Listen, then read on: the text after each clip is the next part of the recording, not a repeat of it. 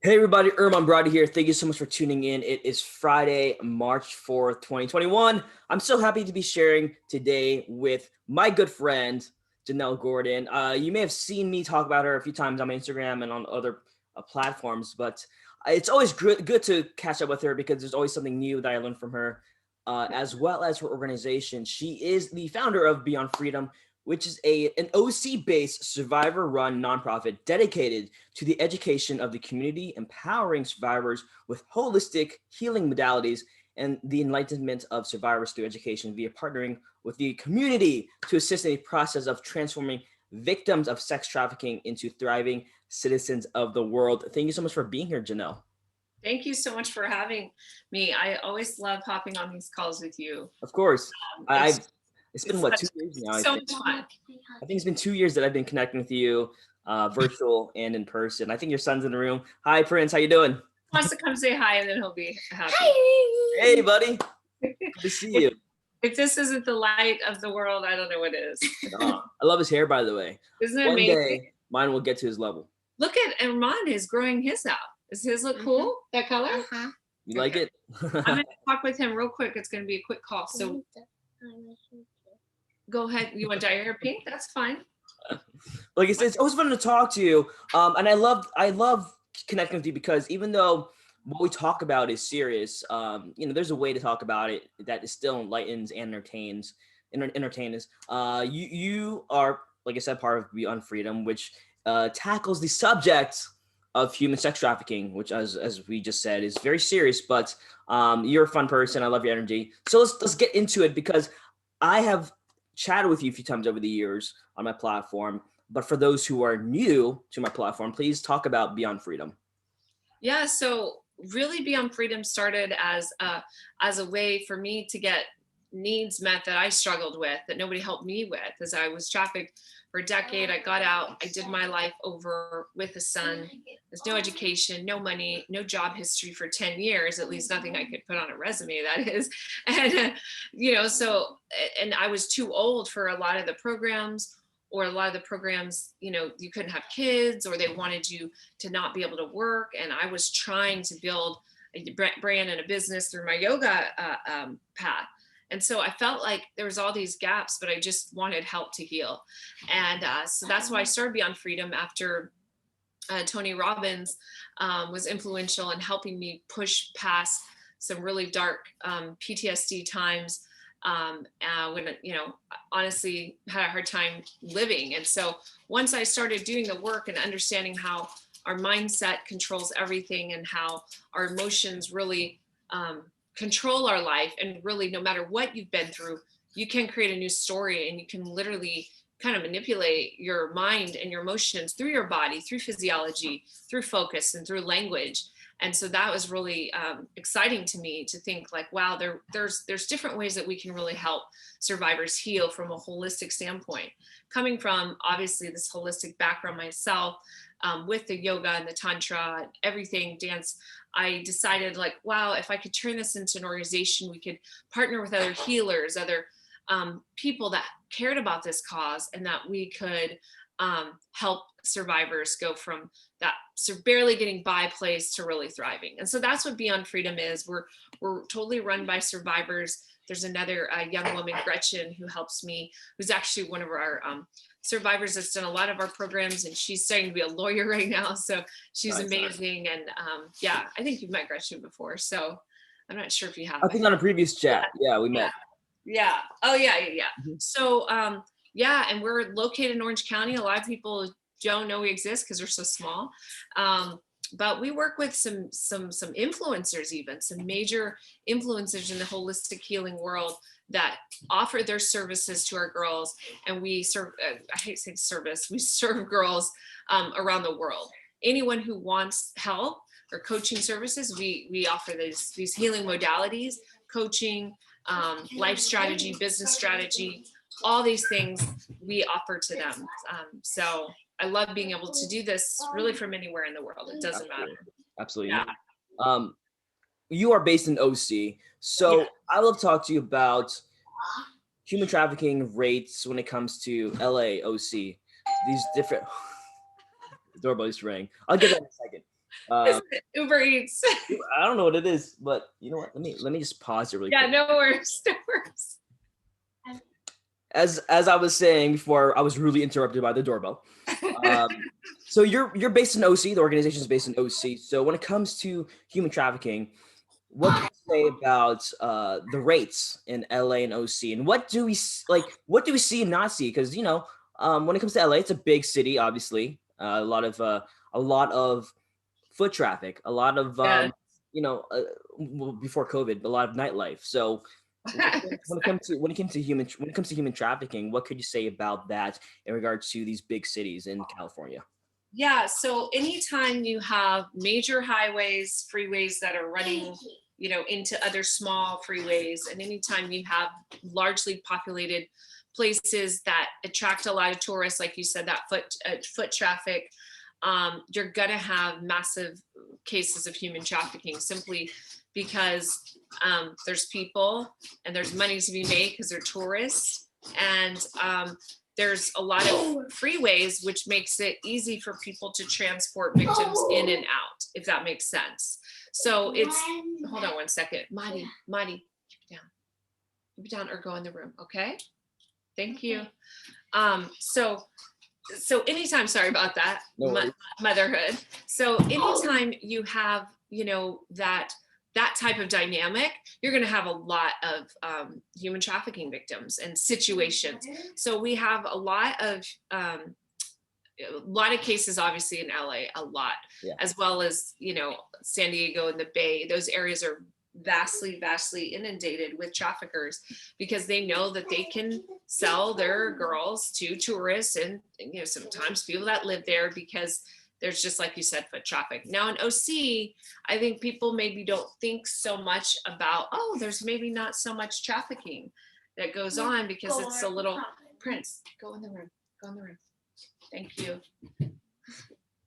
Trying to get my attention, of course, 5-year-olds, right? So I think a lot of times people think there's not as much trafficking going on here. But truthfully, from statistics, and it's hard to always tell with numbers because they're always changing, but they have shown that there's actually quite a few cases here, and that it's one of the top areas in California simply because people pay more money for things here.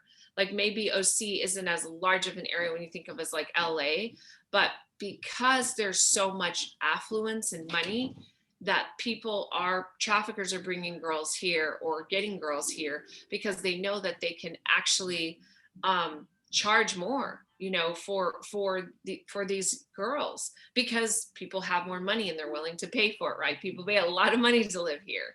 So as far as LA and OC, happens in both places, happens at really high rates simply because, as you said, more foot traffic, more vulnerable populations in LA and big cities. There always is, correct? Talking about foster youth, talking about women, a vulnerable population, meaning there might be, they're not Caucasian, right? So that is a mark for traffickers, simply because of rights and equality and things like that, right? As well as runaways, people like going to LA, right, to start a life, and maybe they're estranged from family. So does that make sense? So all these, I mean, I could go on and on about Especially if people find out, this is a girl who's moved to LA for the first time. She's young, she has no family, and she posts it online, like, "Hey, I'm coming to LA, my first time." That could be, that can make her vulnerable to trafficking. Correct, and open her up, because traffickers are using, social media is, it's a double-edged sword, right? It can be used for so many positive things, connecting like what we're doing here, as well as promoting business, as well as, I think some people use it to share family stuff anymore, but it feels like everyone's doing it for business today. But it also can be used for detrimental purposes. For instance, traffickers are scrolling the internet looking for just what you said. Hi, I just moved to LA. I have no family and no friends. Let's connect. It's like, okay, that's, done in, all honesty, just as a way to just let people know, like, hey, I'm new in town. However, that can be used for damage for this young woman, Right. and to find out what her weakness is. Well, she's vulnerable, she doesn't have a support system and network, and she's new, which means she probably doesn't have a job. She's looking for, right, maybe she wants to be a model or actress. So then it's like, okay, she needs money, right? So it's like it's actually, I feel like, and tell me if this makes sense to you, when people are like, oh, Jennelle, was she like captured? Was she like taken in a van? Or, people have this, I think we're starting to come around, but people have this conception that like every human trafficking victim is like what we see in Taken. Yeah. However, of all the girls that I worked with or I know, or survivors that the girls that I know, it's like every story is different. And I don't know of really any stories like that. Honestly, I haven't. I'm not saying they don't happen. They do. But how stories typically happen is their girls are trafficked by a family member, Mm. by a husband, or by a boyfriend, right? Or they're lured into it from a friend at school that's working for another, or they're just going into it unknowingly, like looking for a job, just moved to LA and they apply for an ad to go as a PA or something, and then they get lured in.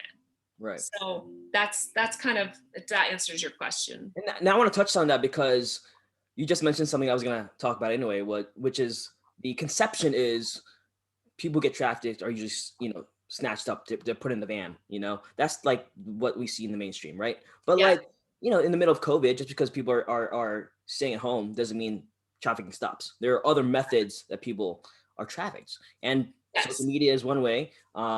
So talk about the cyber aspect of Yeah. trafficking. Well, it's a huge problem, in a sense that it's been going on even back in the day when I was in the life, which was, coming on 7 years, it's getting quite, 7 years has changed a lot in technology and what's going on. But even back then, I remember there was all the cam sites and all the adult like porn sites that, pay-per-view with the girls. And that was something that that my trafficker was facilitating for the girls, like making videos and campsites and wanted us on there and all this sort of thing. So that's one way. Well, today it's so much more relevant, right? We have, and I hate to blanket term and say all these things are bad, because I don't believe that. We have platforms like OnlyFans where girls are being trafficked on. However, I know of many people that use that platform to sell their business. I know trainers on there. I know, coaches on there. I'm on there, like selling, like, so I'm not saying that the platforms are bad necessarily, but they can be used to exploit girls. Even just, Snapchat, it's like guys, pimps can force girls to have to work on these sites and to pay them through various cash apps and all kinds of like no strings attached type money platforms. They can also have them on just regular sites that are just known for girls going on dates, with guys.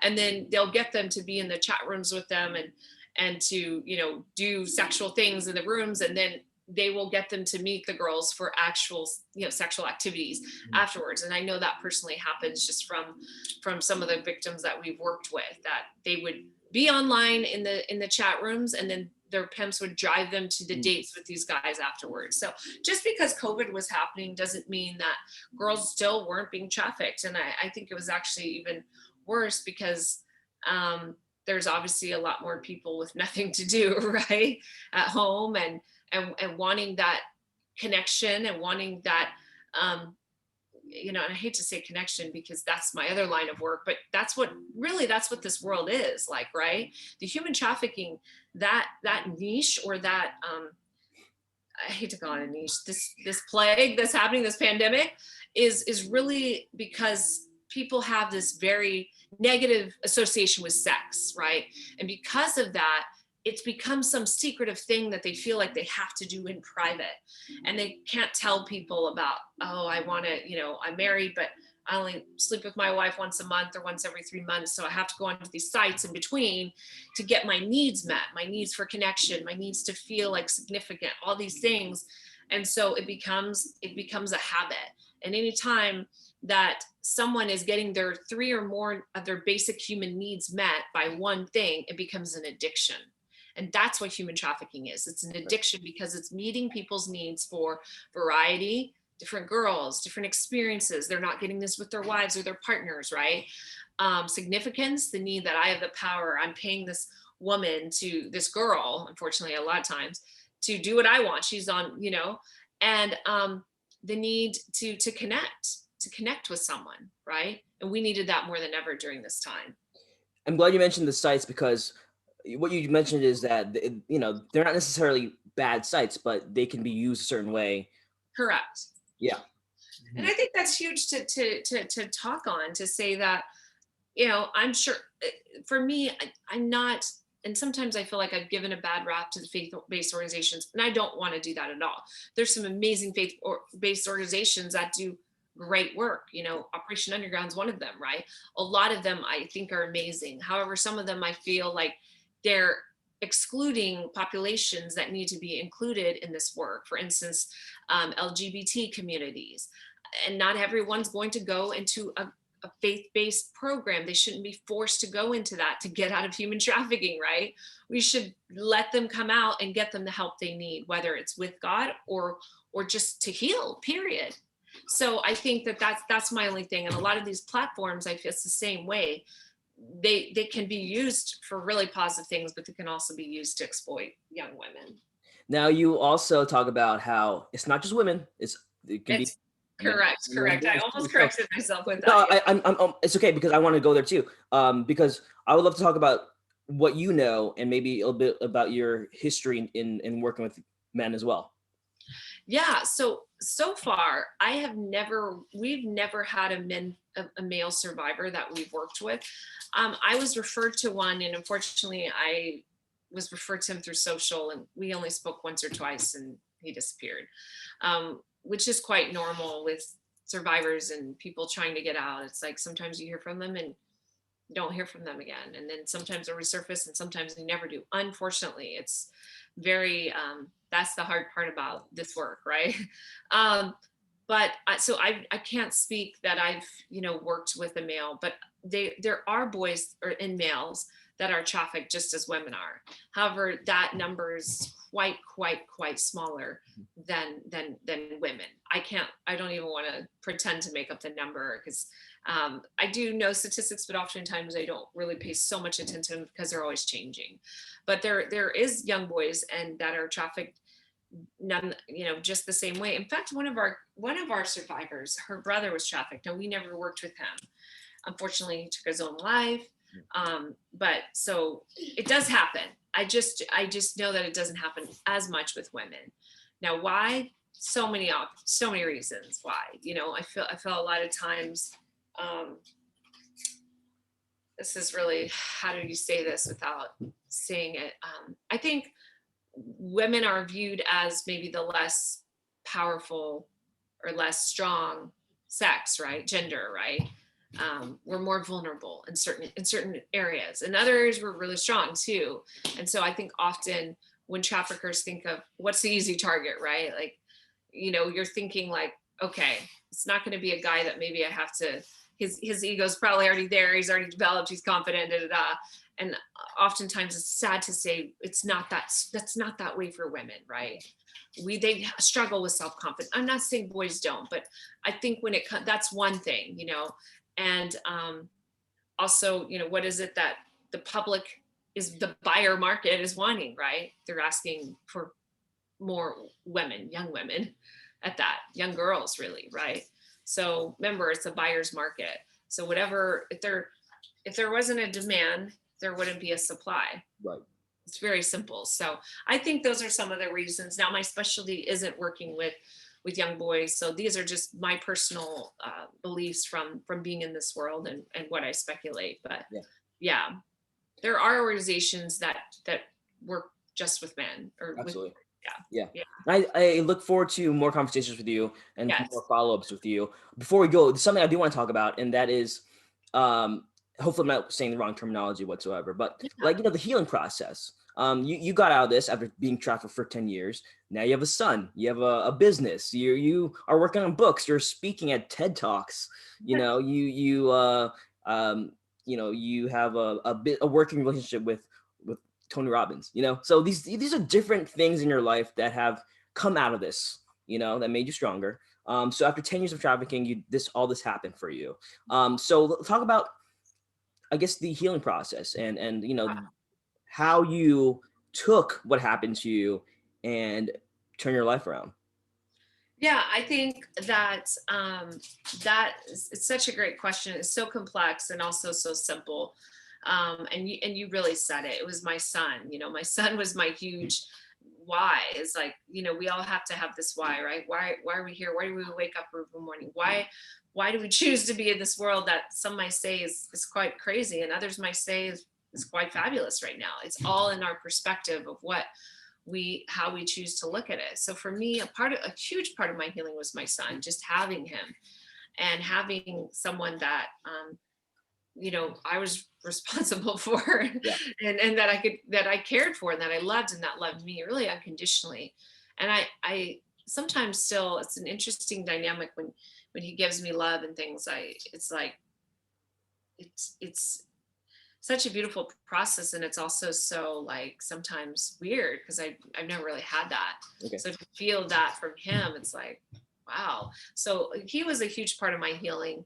And another part of that was doing the work that I do about getting it really into my body. And a lot of us hold so much shame and trauma in our bodies. It's literally stored in our tissues. They're writing books about it now. The body keeps score, and all this stuff about the trauma that we hold, like in our fascia and our tissues, like down to a cellular level. And the only way to get that out is through holistic healing modalities, such as dance movement, such as breath work, such as all these things that pull out. That's why Tony's stuff is so powerful, because he gets people to base what is, to give it a new meaning, and then from that to create something that they want. And so for me, that was what I've done and what I still do, because there's days when I don't feel like I want to do this anymore. I'm like, why did I sign up for this? So for me, it's about constantly reevaluating the meaning that I gave this whole situation, my life that I've been through. Right. Yeah. And I think we often judge what we don't understand. And for me, I often judged people who had a normal life, because I was like, what is that? That's What's so a normal life? Yeah. Like quote normal, like grew up, without trauma and sexual abuse and this and that and being trafficked and all this stuff.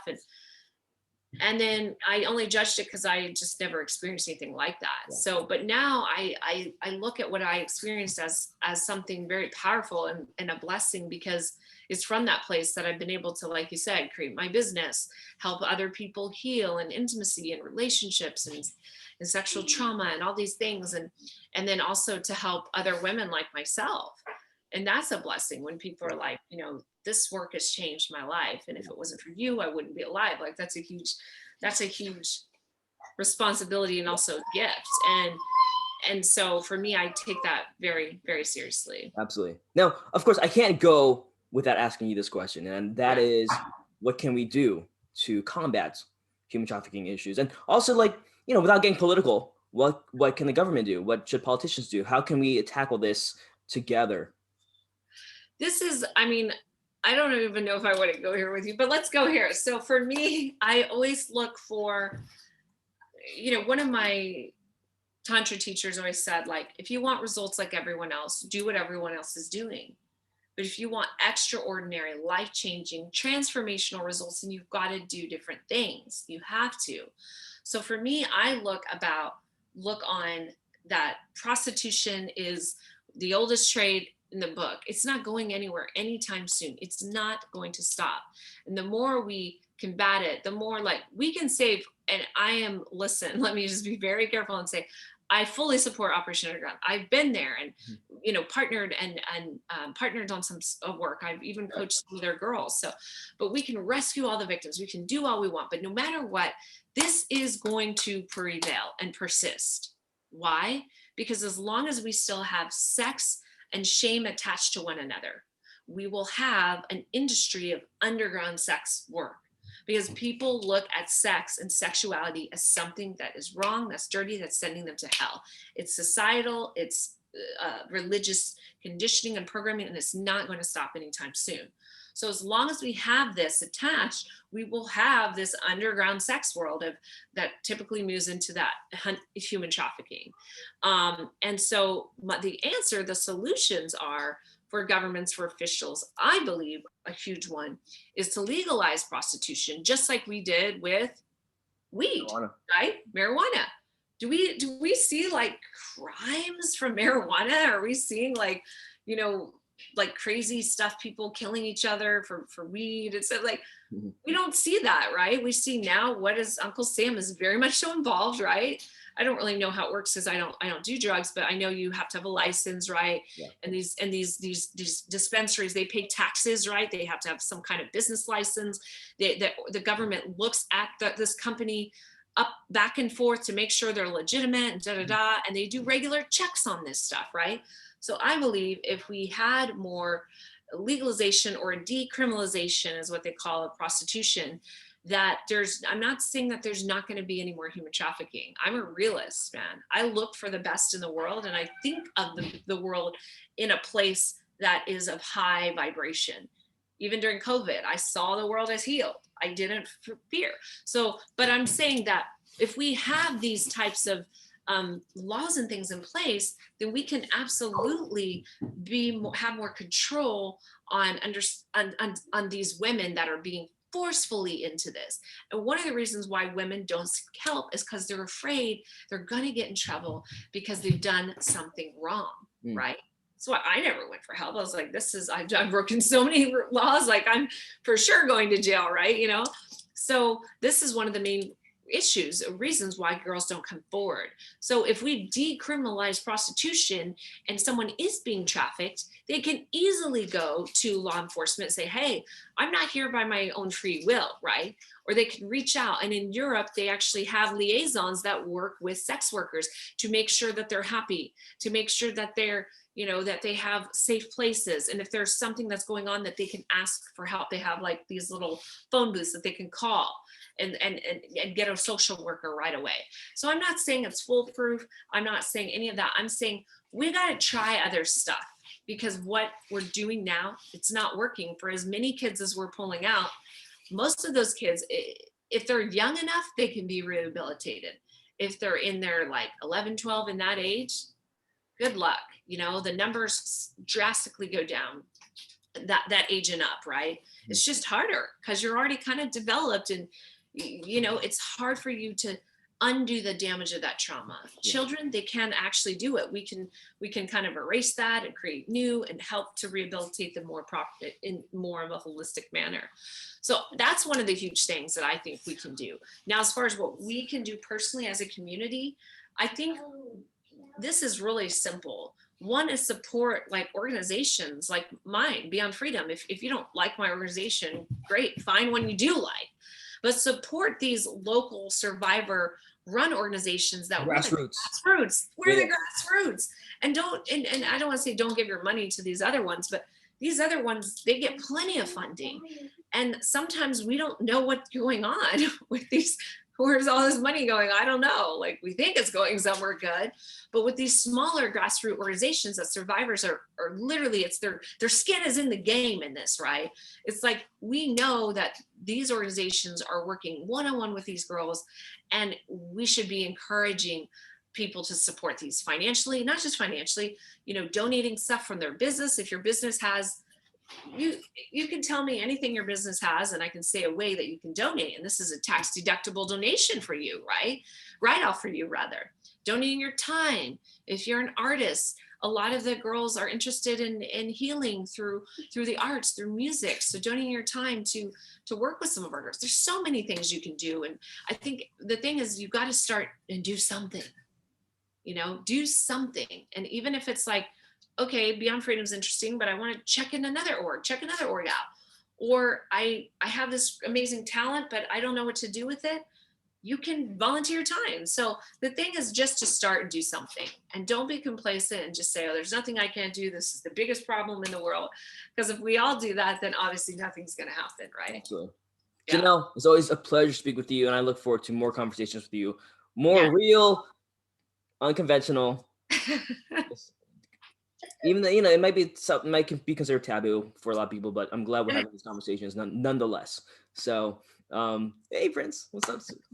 Well, it's always a pleasure, and I think I love that you use your platform for this, and such an honor to call you one of my dearest friends. I'm so happy you're back. Of course, I'm happy to be back as well. So everyone, check out Beyond Freedom OC on Instagram, and I want to see Twitter as well. Do you have Twitter? Okay. Yeah, and internet, and if they want to go to the website, it's beyondfreedominternational.org. Please donate if you can, folks. And like Jennelle said, hey, if you don't like the organization for one reason or the other, there's always plenty more that you can support. Correct. So it's not just like a one organization kind of thing. There's plenty of other things. Just be the solution. Do something to be the solution. Absolutely. Absolutely. Yeah. Bye, Jennelle. See you, Bye. buddy. Thanks so much. Bye. Bye.